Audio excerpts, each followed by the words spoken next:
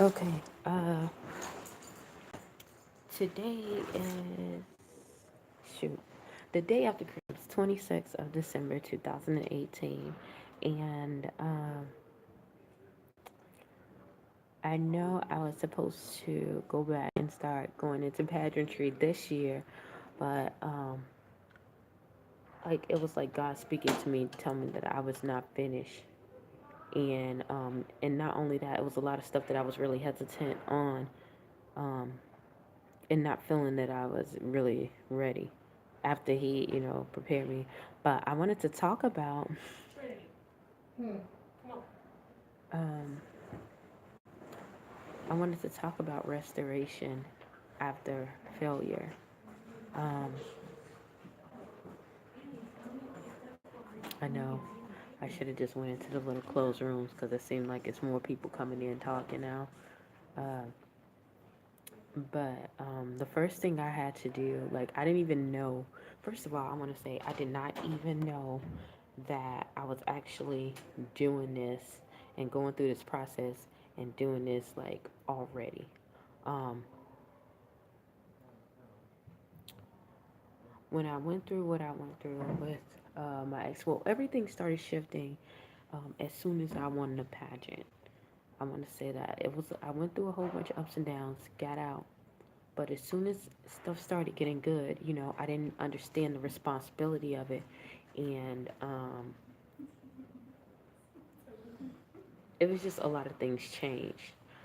And I didn't acknowledge it. I acknowledged it, but I didn't take the necessary steps. So it went kind of bad. So the first thing that I had to do, like I literally had to repent. Okay, when I say repent, I mean repent to God, not to man, but to God. And these are the steps. I didn't even actually know that there were actually steps. And I'll start telling you about how I found out there were actual steps to being restored. And when you're coming from a public standpoint or a public stand view, if you're like official or judge or anything in the public eye, it's kind of a process. It's a process for everything. But I did not know that God had already had me in this process of getting conditioned and tuning in and tweaking in and things like that. So um, I'm gonna tell you what happened, and then I'm gonna tell you how they had these steps and how I found out about the steps. Um, so the first, I'll go by the steps. The steps is um, acknowledge that it is a problem, confess that something is wrong. The third one is, oh shoot, what was it? Um, identify with the reliable um, authority that's in your life. Um, submit to the authority. Um, be obedience to the vice, the counsel, um, and the instructions. Accept responsibility. Um, promise just not to defend your um, your actions. You allow the authority to represent you, which is tough. I'll tell you about that one. Um, Total submission to the discretion of the authority. And I know that sounds like they're giving you everything else, but we'll talk about that too. And then just permanent relationship uh, without with accountability. Um, and that is something that you're gonna need. So those are the 10 things that 10 steps to get restored. How do you get restoration from failure?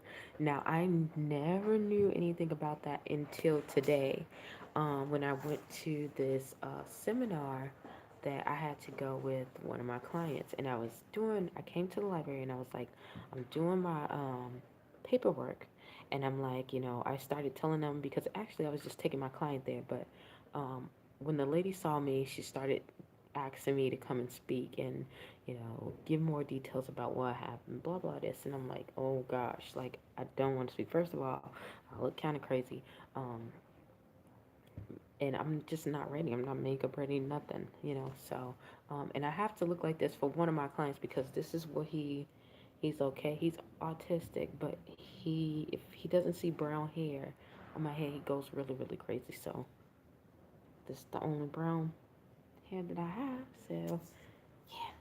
Um, So I get up there and I speak, and I'm like, the first thing, and I was telling them, like, the first thing that I had to do was just understand there was a problem. It was like, oh, it sounds like the 12 steps. And I was like, yeah, kind of, but not really.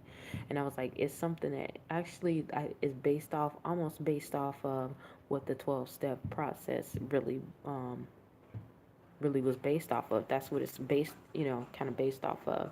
It's the principles of God. So I was telling them how I had to repent and how I had to first I had to understand like something wasn't going right. And when you fail, and you will know it. You will know it. So I really had to acknowledge it. And when I acknowledged it, I was just like, God, like it got to the point where nobody could help me in this part.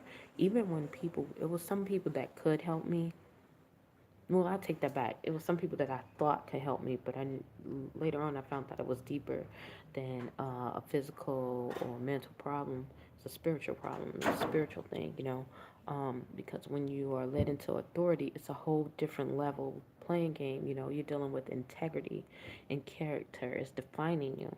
You know, so when you fall from that, the first thing, like I said, they was like people was laughing when I told them at first, that I confessed to God and was like, I'm sorry,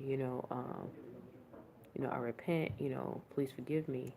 And it wasn't, it was really sincere because um, I understood that that was a position of authority, and God doesn't let that happen for no apparent reason. And I take that very much for granted. Um, so that was the second one, was confessing. Um, and yeah, people, I would say, even with myself, when I was going through this whole process, even after I confessed, I still felt bad because I was like, man, there were so many people who kept doing so many hurtful things to me and so many bad things. And I was just like, why is this even happening? Why is this going this way? And I could literally hear him saying, it's like, this is preparation. This is preparation. I cannot turn away from it, and it's a thing, like I said, it's a different ball game when you're dealing with leadership. To whom much is given, much is required. So you don't think these people are going to be teased or attacked on a regular basis, on a regular day. Think about people who make a lot of money or people who are celebrities. The higher you go, the more attacks that you get because um, they're seeing you come up, and there's a lot of cognitive dissonance, like I said before. So, yeah, had to confess. Um, and then I had to go, and the third one was identify a true and a reliable uh, authority in your life. Now, I didn't even know that I was working, like God was working that out for me, okay? When I got to the situation, I had moved from where I was at. I was homeless at first, and because I left. And I went to a whole place that nobody really knew me. And it was this one lady who just looked at me and was like, you don't belong here. She was supposed to help me, and she helped me in so many other ways. And I just said, she is very honest. She was very true. She was very sincere. But even my weakness, when I was crying and other people were like, boo hoo, like, oh my God, that's so horrible what they did to you. The first thing that she told me to do, cut that stuff out, get back on your horse and get up. And she was not playing. Like, she reminded me of my grandmother so much because I couldn't cry. I couldn't be like a big baby because I don't know. She tells me that all the time. She saw something different in me. Like, um, so I had someone who was accountable, who held me accountable for my well-being. Like, you need to get up. I don't care what it is. Get up and keep it moving. Like, this is what you have to do. So, and I didn't plan that at all. I was like, if this person, she has a strong character. This is something that I remind that I rem, that this is someone. I don't even know what's going on with that. But this is someone who reminds me of me, but she has more experience. She has more years in the game, and I'm just gonna follow her, and she's doing what I'm know that I'm walking into, which was serving God, and she owned her own shelter. I was like, you know what? Wait, just meet up with me at the Y then. I'm just gonna follow her. So that's what I did. Alright, okay. Okay, hold on, hold on. By who?